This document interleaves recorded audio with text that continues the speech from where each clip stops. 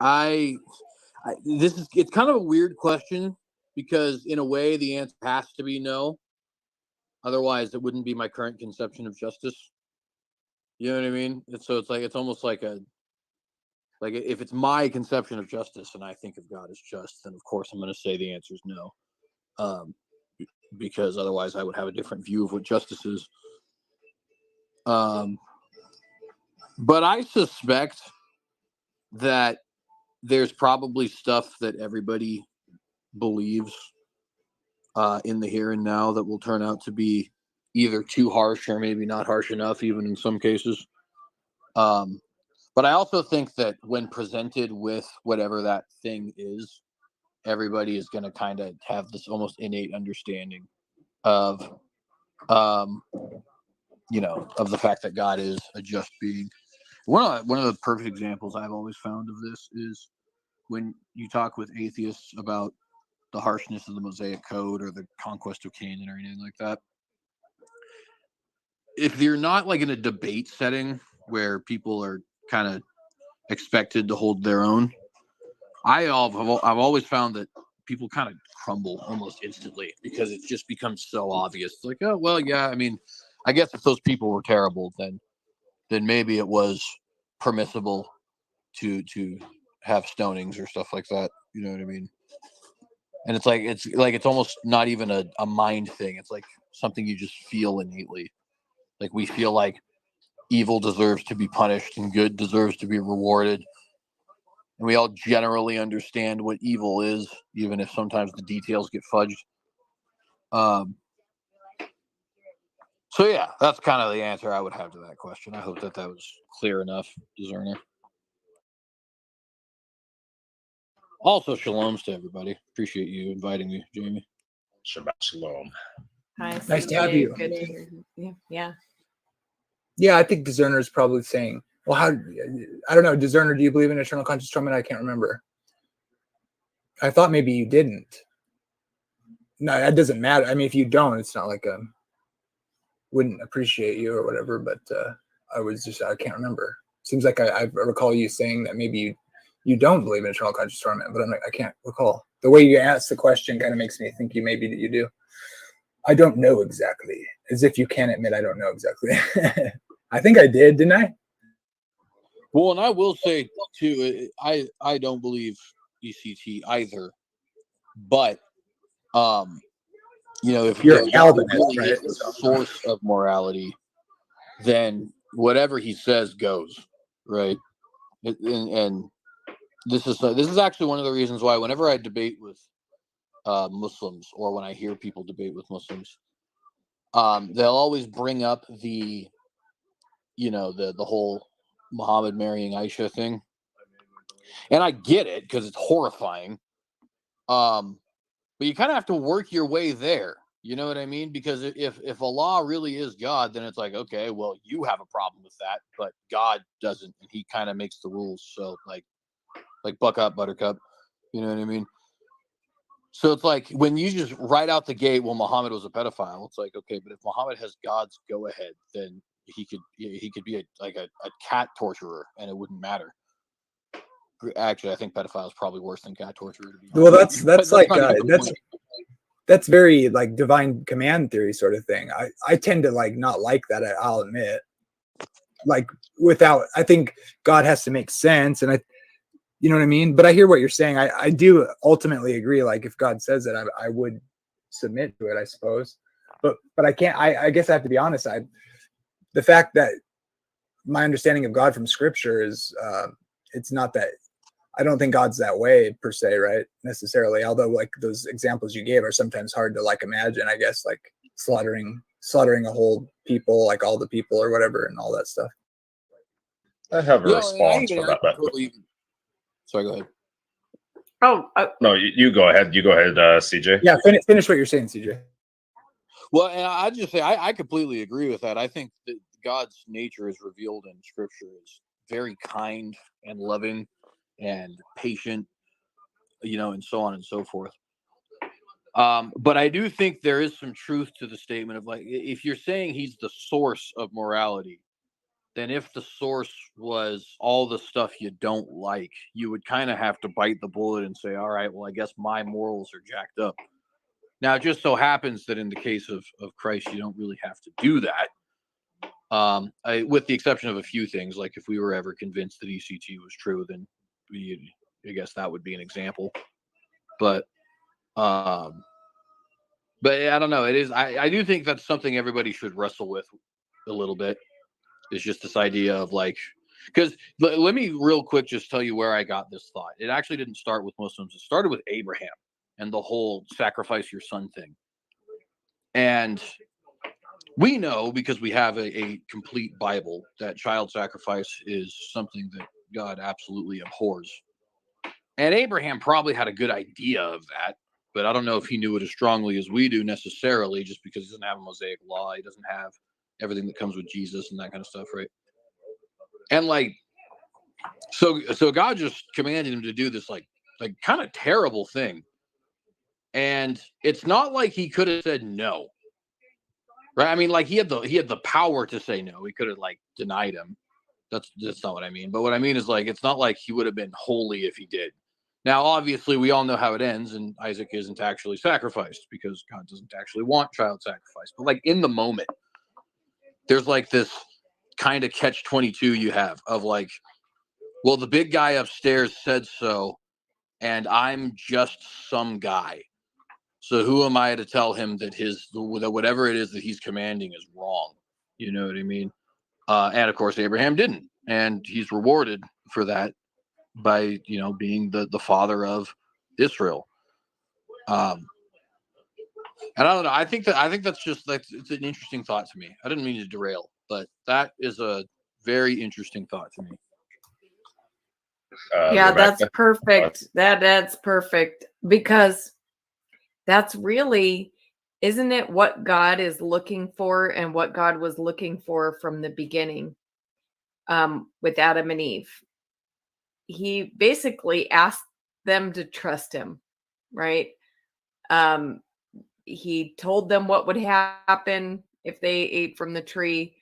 And what was in question there was whether or not God was trustworthy in what he said. When Satan tempted Eve, like, did God really say? Or, I mean, there was, or will you really die, or whatever.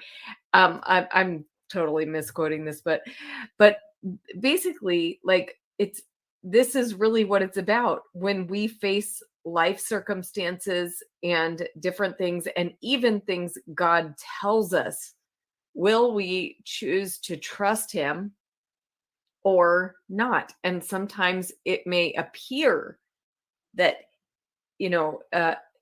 it's scary, or maybe it appears God isn't trustworthy, but God is asking us to trust him. And I think that's what was big about what Abraham did and what Mary did, because Mary trusted God with what she would face as being pregnant with no husband. So people are being asked to trust God in some pretty scary circumstances. And really, all of us are, because we all face circumstances in life that are scary. We all see the news. We all see all the bad things that are happening. And God is asking us to trust him. And I think that's like kind of the issue of life, right? Are you going to trust the Creator to be just and good? And I just have always figured, if he's not just and good, we are all screwed. He is the best one to trust. Like, if there's any being to trust, it's the one who created us. So even if something looks to me like it's not just, I'm going to trust in God, because, it's just, where else would you go? That I love it. That's beautiful, because Mhm. that is it. That is the issue. It's a faith issue. It always was. Go ahead, Humble. You were going to say something. Yeah, no, I absolutely agree with Rebecca. That's excellent. I think there is a great response actually to the whole, like CJ brought up about how atheists or agnostic or whoever, believers will say, well, what about all the genocide in the Bible? And as quote unquote as they'll characterize it and such. And so I think there's a proper response to that, but maybe that's for another video that maybe in the future we could all do on whatnot. The old as people would say, what about the atrocities in the Old Testament? I think it's phrased sometimes. I think it's on topic. It's on topic because we're talking about the justice. We're talking about hell is about the justice of God. Okay. I mean, if you want to, I mean, we'll have to. But no, absolutely.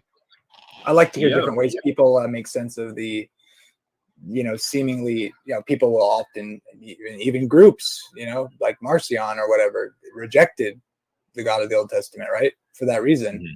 And I tend to look to Jesus. If I'm ever wondering if I can't make sense of something, ultimately I'm gonna fall. I'll readily admit it. Like, I think the character and the person of God is perfectly exegeted by Jesus coming in the flesh, and so I tend to just fall back on that and the idea that I trust God's judgment. If he thought he had to wipe people out, then that was the greater the necessity. It's not hard for me in that sense. I mean, although just like the problem of evil mentally, I mean, or what's the word, philosophically can be dealt with, but when you're suffering, it's not so easy.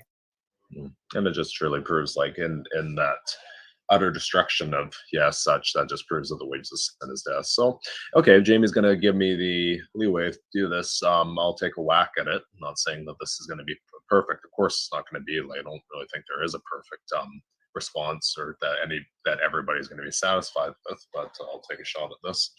So I think in my mind is regarding, so let's take and put it into modern perspective. Now, a rhetorical question, maybe perhaps, would it be wrong for the world government, say if the Nazi regime or party arose in our modern times, people started Nazism once again and wanted to not only start, slaughtering Jewish people, but not only that, they wanted to go to different sects of they wanted to slaughter, all the people in Africa, and then they wanted to slaughter every other that they didn't agree. They wanted to slaughter Canadians, and they wanted to slaughter Americans and Mexican people. And you go down the nations and go down the different types of people groups that we have in this world, and so on and so on.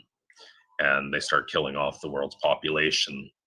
At that point, now, would it be wrong for the world governments to get together and say, we have to do something about this Nazi group because they're killing so far they've gone through like 1/8 of our population. We have no choice, but we have to take them out now. Now, my intuition is that I think most people would probably be like, yeah, what I would expect if the government. We would probably be infuriated if the government laid back and said, oh my goodness, they have a perspective and we just got to let them play out their course. I mean, they're just doing what they think right. And, to them, this is loving. And to them, they got to do what they got to do. And they have a philosophy and we shouldn't disrespect that. That's political correctness. No, we would demand that the government says, you have to take care of this problem. They're going to reach us soon. We have to have armed forces. We got to get the military in this, what have you. And sure enough, I think that the government, because they probably realized that it would dip into them pretty soon, they'd probably be getting slaughtered off. So the government has to take this group out essentially because they are destructive to everybody else. They're murdering people, and they're destructive to themselves. It's a horrid thing. They're destroying the earth and people. Now, we have, say, a modern, and even if you want to go back to the 1940s or, when Nazi was more so going on, take the same analogy, even at that time, I mean, it was atrocious. It was an atrocity, abhorrent, what Hitler, the Führer, directed. Now we take that in a modern sense, and we would be demanding with hands and fists, pounding on the table, take them out, take them out, take them out. What is wrong with you, world leaders? You get them now, or we're going to do it ourselves, kind of thing, right?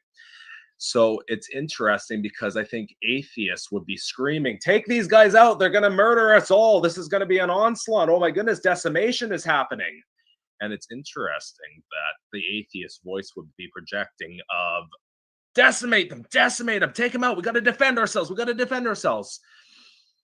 And they'd be like, and maybe people will be calling out, God, why aren't you doing anything? Where are you? Come on, send fire down like you did in the Old Testament. Send fire down, take these guys out. My children are going to die. My wife's going to die. I'm going to die. I can't, go on and on and on. But it's interesting that those same people, they look at the Old Testament, and when God did something about the ancient Nazis, they get angry. That's my point, essentially. Does that make sense? I'll explain Yes, further. very good. And you could even give ISIS as an example too. I don't see anyone crying tears over ISIS being brutally bombed, right? Yeah, exactly. Even like maybe a little bit what's going on, and dare I say it, in Russia right now. There's but that's besides the point. So yeah, but what about the babies? Babies. Well, I mean, in the Old Testament, they the babies. Yeah, so I'm gonna first off, so there is dispute over that. Obviously, we have now I don't know where you guys would stand on this. So there is obviously dispute over that between, oh goodness, what's these Clay Jones, who I think would take the side that no, it did happen, but he has an explanation of how that goes. And then what's the other guy's name? He made the book Is God a Moral Monster? Paul Copan. Thank you.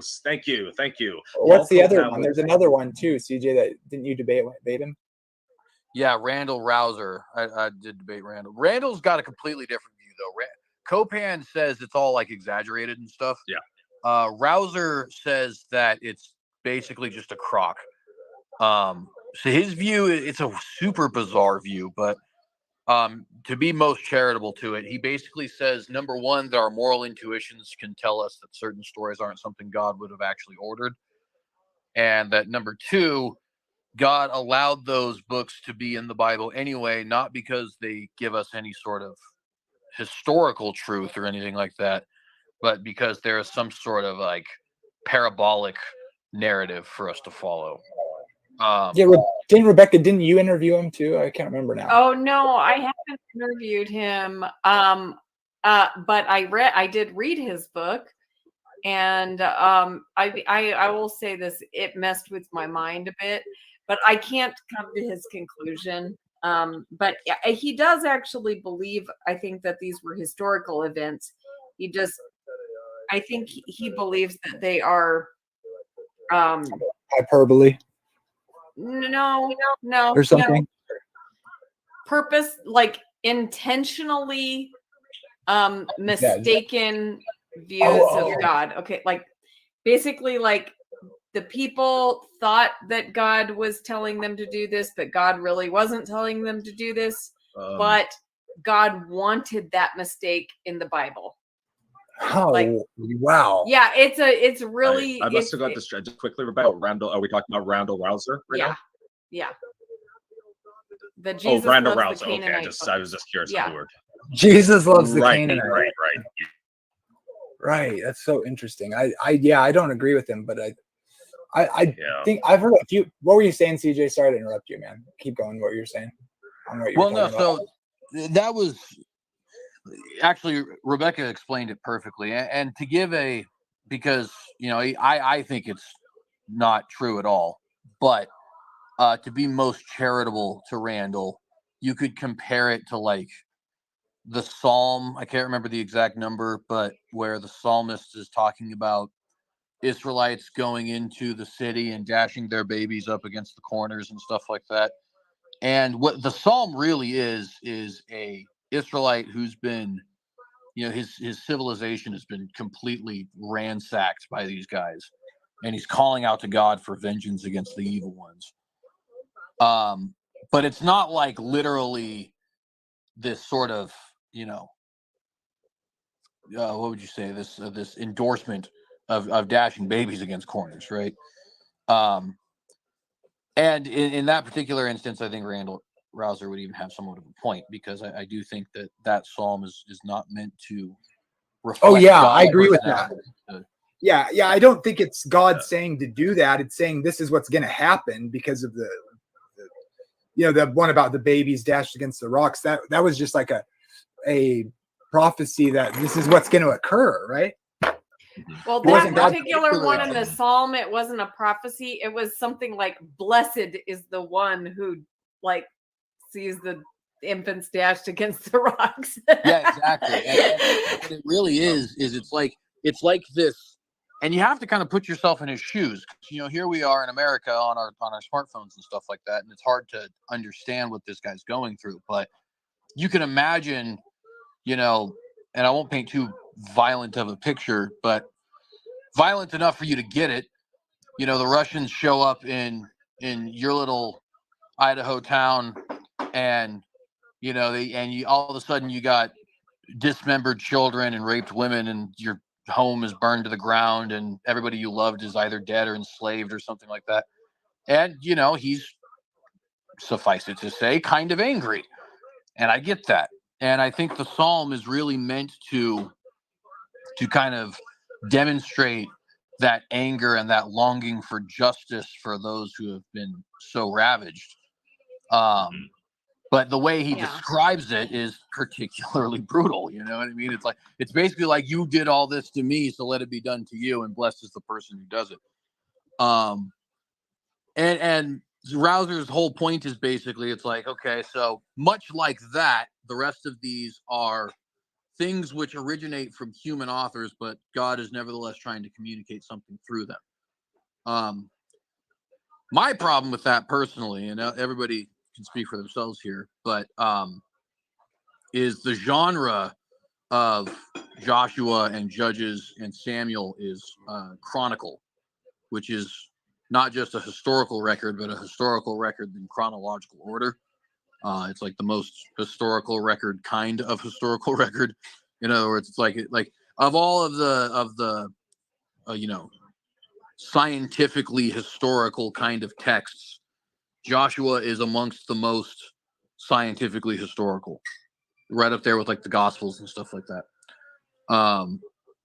And in other words, it just seems to me like there's not the kind of story being told here is not poetry. It's not psalms. It's not anything like that. It's saying this is actually what happened. And Joshua is saying he literally spoke to God. It's not like, oh, I had like this super vague and ambiguous vision. It's like, no, the angel of the Lord actually like comes down and has a conversation with me. And it's recorded that way. It's just recorded like a chronicles, like a what do you call it? You said it. I'm curious how Rebecca deals with this, being that she's such a liberal. I'm just kidding. I'm just messing with you. She's not a liberal. No, she's Everybody not. wants to make me a progressive. Okay. I know, a progressive. That's what I meant. Sorry. Okay. Yeah. Well, you know, this is something I have wrestled with quite a bit. Like, it's something that I've, you know, it's those passages are not easy for me, but I feel that I have come to peace with them. I've read all these books, you know, I've read Greg Boyd's book on this. I haven't read Paul Copan, but I've heard him talk about it. I've heard all the perspectives, right? And the one I still believe God ordered it. I still believe God is just. And the way that I kind of think about it is that I think the problem with us understanding it is that in modern times, we have begun too much to think of life as a right, like that that humans have the right to live. And I'm talking about from God, like, of course, humans there. I believe in human rights as far as like between humans. I don't think humans should have the right to just, kill babies and such. Okay. But I'm talking about like, what rights do we have with God? Somehow we think that we have the right to live 70 years, or that even a child has the right to live. Nobody has the right to live if God doesn't give them that life, right? And if God chooses to take away a life, he can take it away anytime. Wait, are you a fundamentalist? Maybe on this. So, at the beginning of Genesis, we see that God is actually lenient, and he doesn't, kill Cain. And he doesn't let Cain even be killed by other people. Like, he doesn't allow Cain to be Abel's blood to be avenged, right? And God actually like helps him. And then what happens? Then Lamech is like, yeah, well, if Cain didn't get it, basically like people got out of control. And then by the time you get to the time of Noah, the whole earth is filled with violence. So what I'm saying is God tried to be lenient and not kill people when they killed other people, but it didn't work out because the entire world got filled with violence. Oh, that's a great point. Oh man, I was just teasing. That's good. I agree with you. And then, awesome. And then we have a key thing, during the time of Noah after the flood. Then God says this: if a man sheds a man's blood by man, his blood will be shed. So this is a new rule that God has put in place. No longer is he going to protect people from the vengeance and things like he did with Cain, because the earth got filled with violence. Now, the new rule that God establishes is if you shed blood, that basically it's going to be, by blood. I mean, your blood will be shed by man. And so this is the principle that is in place. And this is something that, is in place from then when God kills the Canaanite, when God says for the Canaanites to be killed, guess what? God even waited a long time, because when Abraham passes through there, God's like, nope, we can't kill them yet because their sins aren't quite filled up yet. But he waited. And so they had hundreds of years to repent. So, but they ended up getting the vengeance that God already promised was going. I mean, he already said it was going to happen. So anyway, that's the way that I think.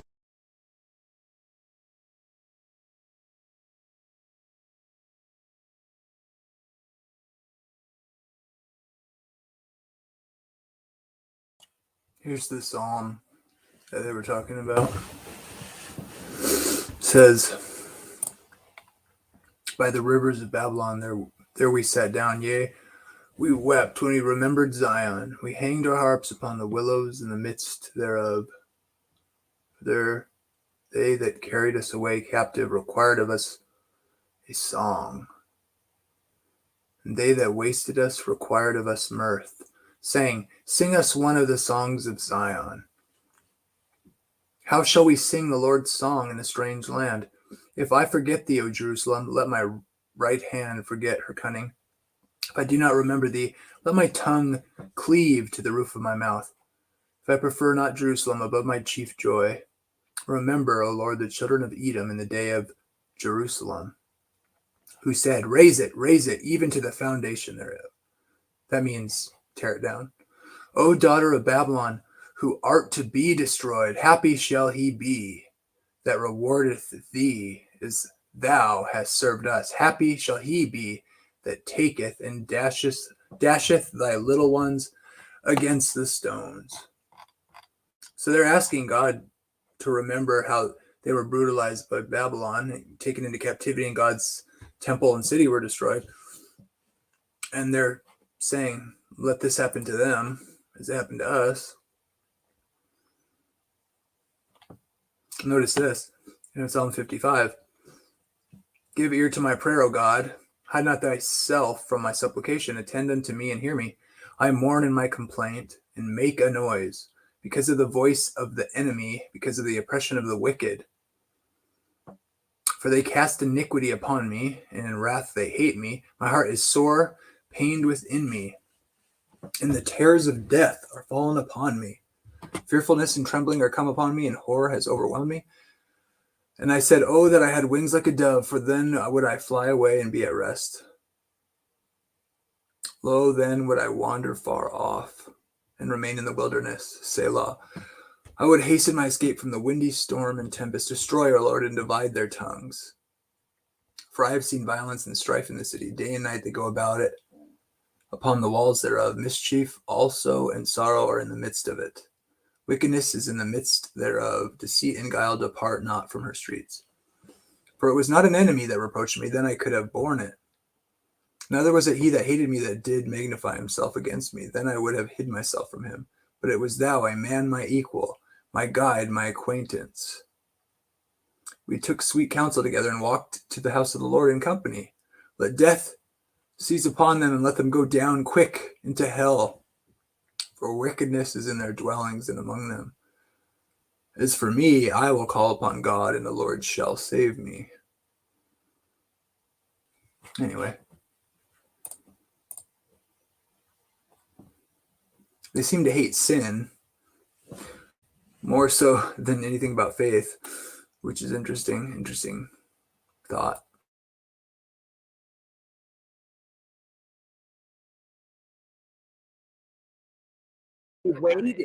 He waited until their iniquity filled up, or whatever it says. Yes.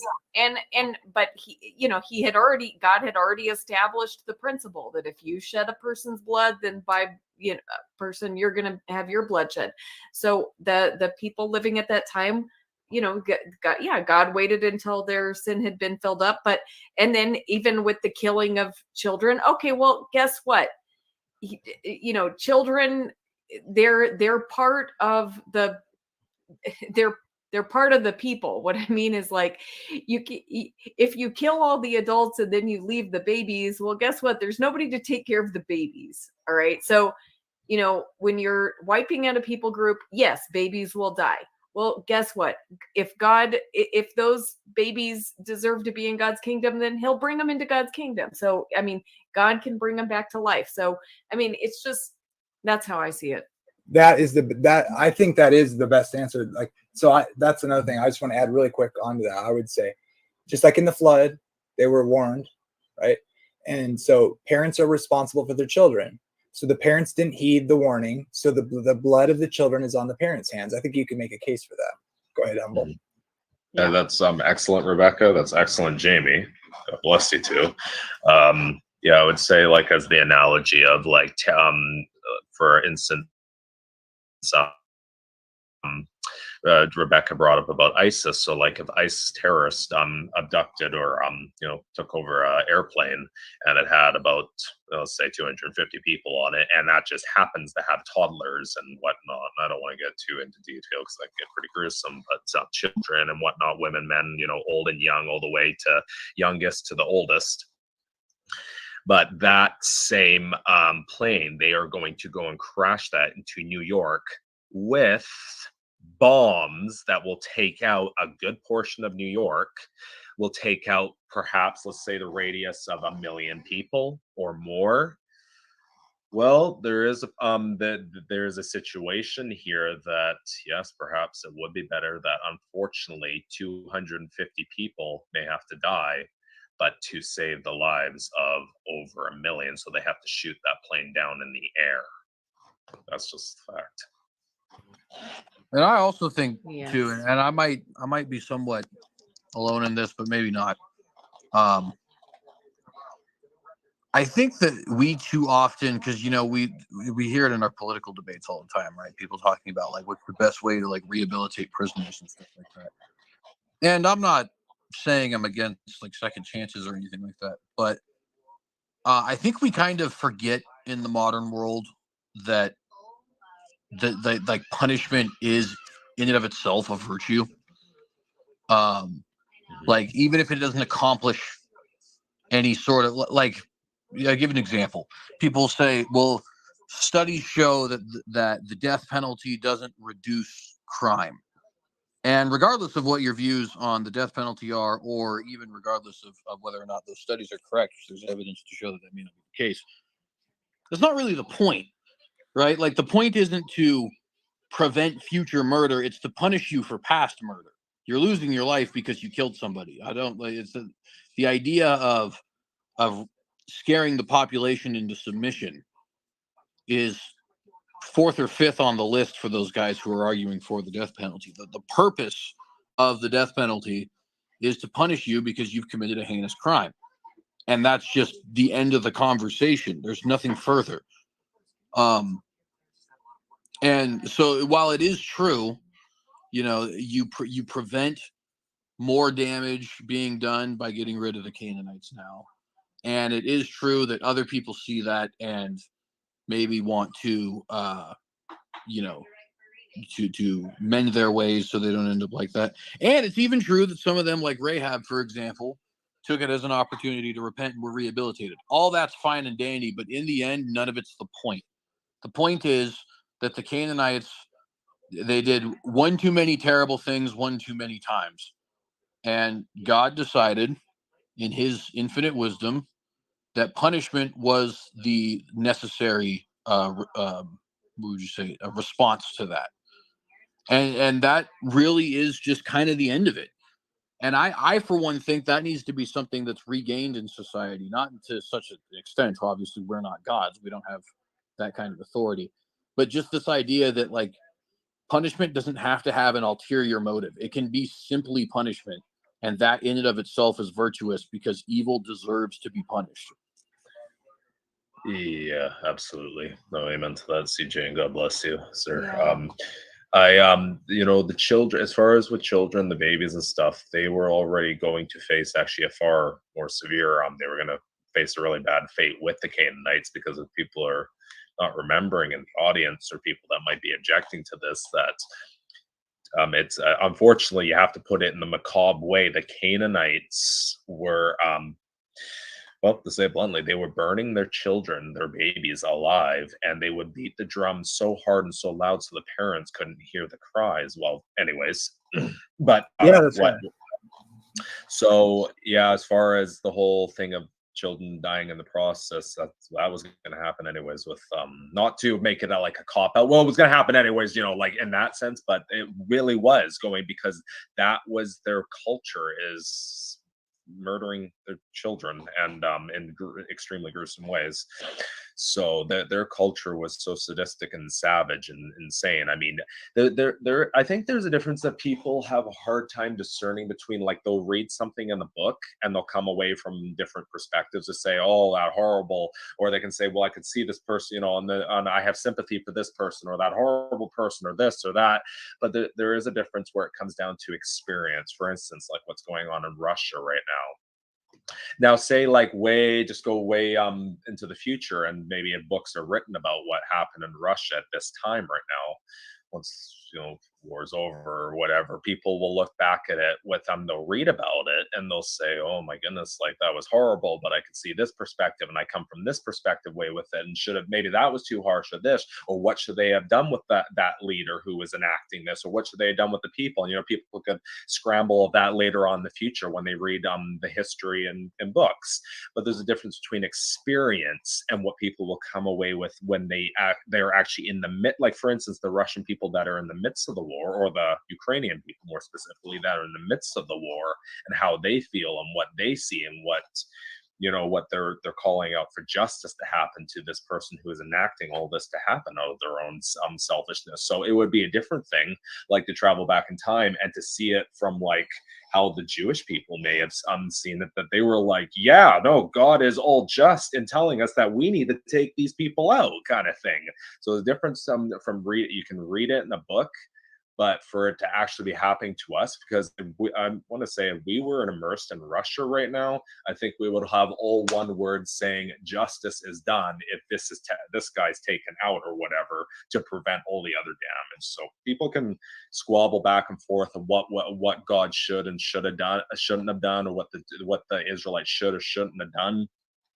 But if they were there to experience it, that would be the reality, even more so than just reading it and coming away with, oh, well, I think this should have happened, or I think that shouldn't have happened.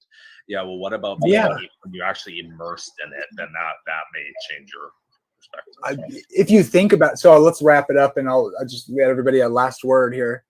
But I wanted to, I think that's a good point. I think the things like that in the text, you could take it as a, kind of like the criteria of embarrassment in a way. If you wanted to, you could. It's just like, it's not sugar coated.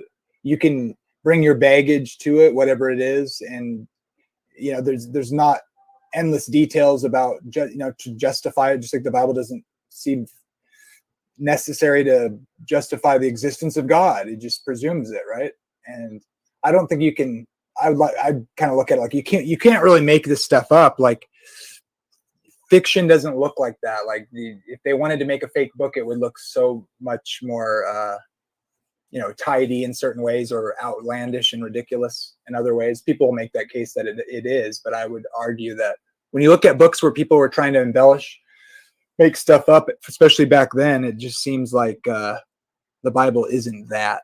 And so you could look at it that way. I think we don't know all the details, but we can distinguish God's character from Scripture. And I always used to tell atheists about the genocidal things. I was just like, all you have to, like, logically speaking, you just have to come up with a reason why it's a better decision to do that. And I can think of a million reasons why taking out a whole people group under certain circumstances would make sense, hypothetically.